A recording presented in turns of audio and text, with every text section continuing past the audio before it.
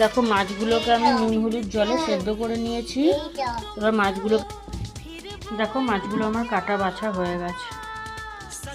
আলু সেদ্ধগুলোকে ছুলে নিয়েছি, খোসাগুলোকে। এবার সেদ্ধ নুন দিলাম,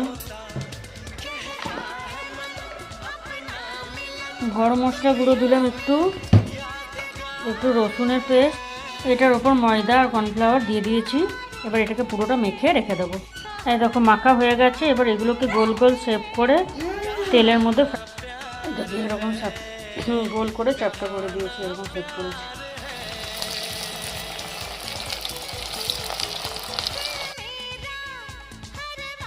এ দেখো ভাজা হয়ে গেছে, তুললাম। অর্ধেকটা করেছি, অর্ধেকটা একটু দেখ কেমন লাগছে। হেভি লাগছে। যা সূর্য